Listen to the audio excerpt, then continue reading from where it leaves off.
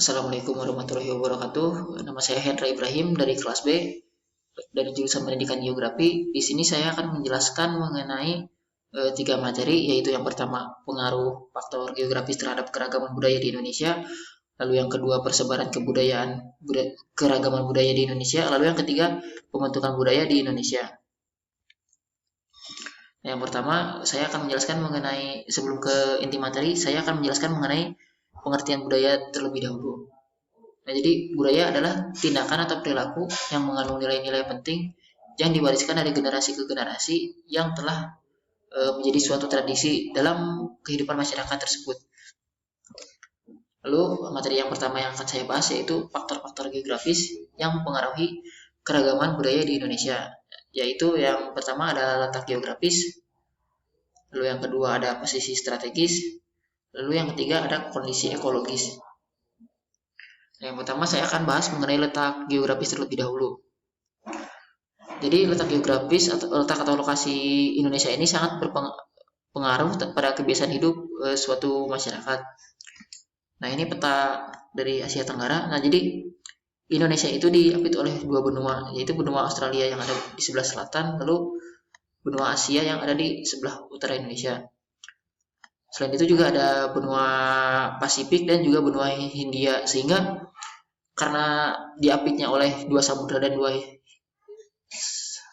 dua benua tersebut yang menyebabkan negara Indonesia ini menjadi banyak terjadi interaksi dengan hal-hal dari luar seperti itu, sehingga mempengaruhi kebudayaan Indonesia jadi tercampur gitu karena perbedaan-perbedaan tersebut. Lalu posisi strategis. Nah, posisi Indonesia ini dilalui oleh Selat Malaka dan juga menjadi jalur perdagangan internasional sejak dahulu. Seperti yang kita ketahui, sejak dulu negara Indonesia itu sudah melakukan perdagangan dengan berbagai negara, misalnya dari negara Cina, Arab, lalu Gujarat, dan negara-negara lain. Sehingga karena terjadi interaksi dengan negara-negara tersebut yang menyebabkan terjadinya proses asimilasi dan akulturasi budaya, sehingga ada percampuran-percampuran budaya-budaya ataupun kesenian di Indonesia yang bercampur dengan negara-negara yang melakukan perdagangan di Indonesia pada zaman dahulu.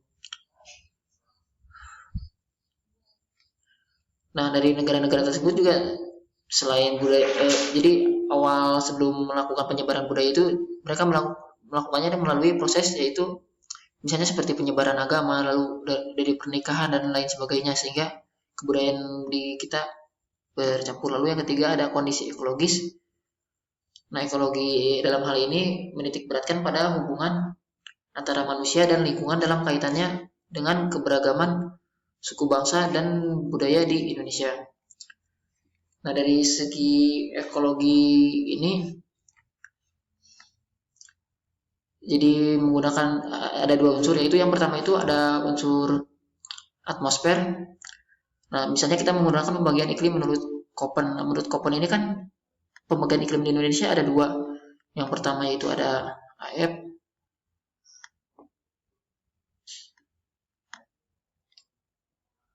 lalu yang kedua ada AM, lalu yang ketiga di menurut Köppen itu ada AW. Nah, di AF menurut pembagian iklim Köppen, AF ini berarti hutan hujan tropis, lalu yang di AM ini adalah hutan musim, lalu yang di AW ini berarti stepa sabana. Nah, karena dari ketiga iklim di wilayah Indonesia saja ini menurut Köppen sudah berbeda, maka memperpengaruh juga pada unsur biotiknya ataupun tumbuhan-tumbuhan, hewan-hewan ataupun hal yang lainnya, sehingga karena unsur biotik tersebut berbeda, maka sistem pertaniannya berbeda. Nah, karena unsur biotiknya tersebut berbeda, maka sistem pertaniannya berbeda, sistem kehidupan di sana juga berbeda-beda, sehingga tidak sama, sehingga kehidupan di wilayah Indonesia menjadi beragam.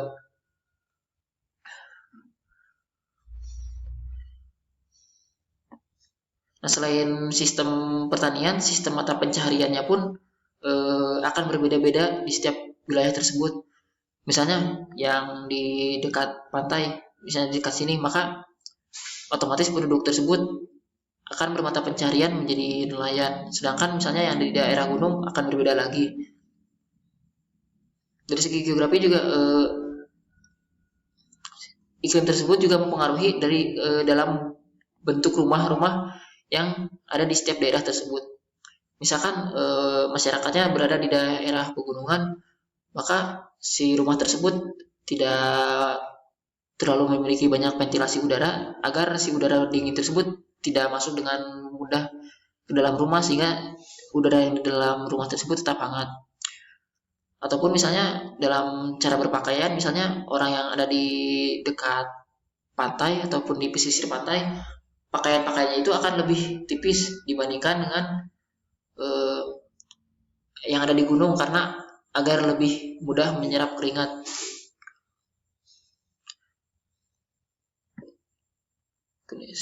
Ekologi sudah. Nah, lalu persebaran keragaman budaya di Indonesia.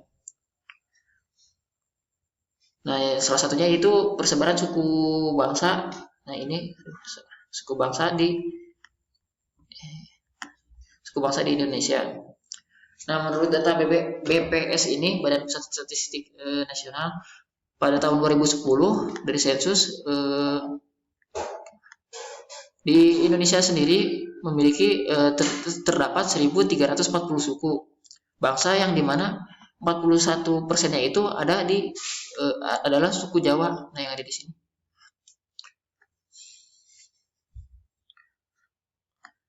Nah, saya tidak akan menjelaskan secara lengkap semuanya karena mungkin terbatas waktu. Jadi saya akan menjelaskan sebagian saja. Misalnya persebaran suku yang ada di Ambon dan juga Papua di sini. Nah, yang ada di suku-suku yang ada di sini itu misalnya seperti suku Asmat, Dani, dan lain sebagainya. Total suku yang ada di sini tuh kurang lebih ada 466 suku di 2 pulau ini. Lalu misalnya persebaran suku di Pulau Sulawesi. Di Sulawesi sendiri ada misalnya suku Bugis, Toraja, Minahasa, ataupun yang lain sebagainya. Lalu di Kalimantan. Di Kalimantan ini ada suku-suku seperti Dayak, Kutai, Banjar, Berau, dan lain sebagainya. Nah, di Pulau Kalimantan ini juga terdapat banyak orang-orang dari suku Jawa. Hal ini karena dulu ada program pemerintah yang mana mentransmigrasikan masyarakat ke Pulau Kalimantan sehingga banyak warga-warganya yang memiliki yang menjadi suku Jawa seperti itu. Lalu di Pulau Sumatera, nah di Pulau Sumatera ini ada suku misalnya seperti Melayu, Batak. Nah, Batak ini juga memiliki 8 turunan lagi sehingga jadi lebih banyak. Lalu ada juga Minang, Aceh, Lampung, dan lain sebagainya. Lalu persebaran suku selanjutnya ada di Sunda Kecil. Di Sunda Kecil ini misalnya seperti Bali, Sasak, Flores, Sumba, ataupun Sumbawa. Lalu persebaran budaya yang selanjutnya yaitu misalnya di Pulau Jawa. Di Pulau Jawa ini misalnya ada suku Sunda, Jawa seperti yang tadi sudah dijelaskan yang 41% dari penduduk. Lalu ada juga suku Cirebon, Betawi, dan lain sebagainya. Nah, selain dari berbagai suku dari 1.340 suku tadi, ada juga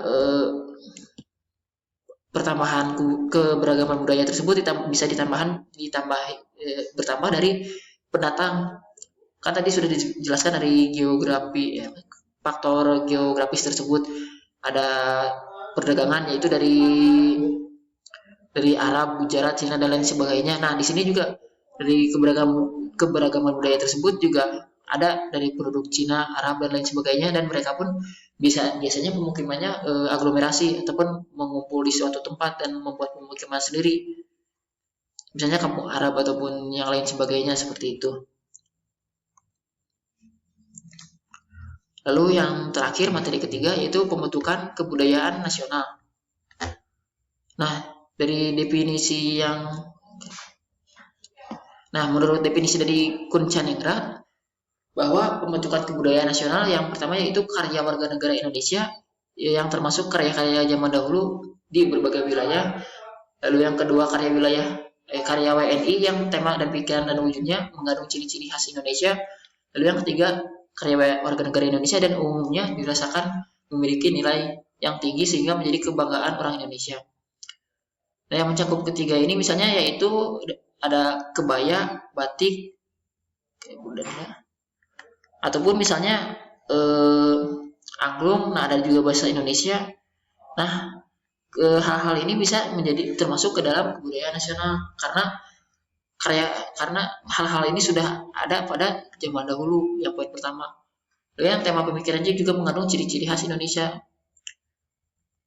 Misalnya seperti dari batik, setiap wilayah Indonesia memiliki perbedaan-perbedaan tersendiri. Misalnya dari batik Cirebon yang ada awan merah tersebut.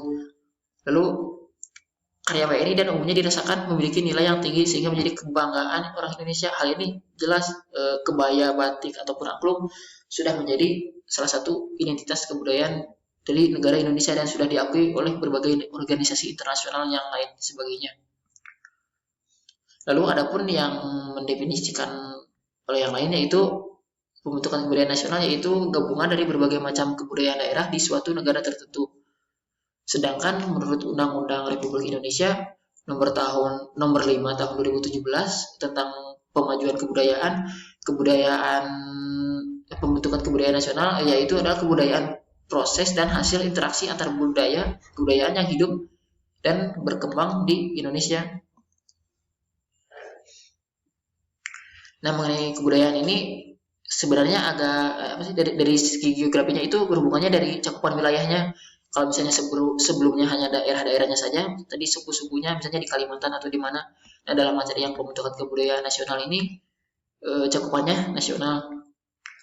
Nah, selain itu dalam pembentukan kebudayaan nasional, pemerintah ini memiliki peran yang sangat penting atau otoriter, memegang peranan penting, yaitu kebudayaan mana yang akan mereka majukan agar menjadi identitas Indonesia seperti itu. Dan masyarakat pun memiliki hak atau peranan yang sangat penting dalam pembentukan kebudayaan nasional karena mereka yang melestarikan kebudayaan yang mereka sendiri seperti itu. Sekian saja yang dapat saya sampaikan. Mohon maaf bila ada kesalahan. Wassalamualaikum warahmatullahi wabarakatuh.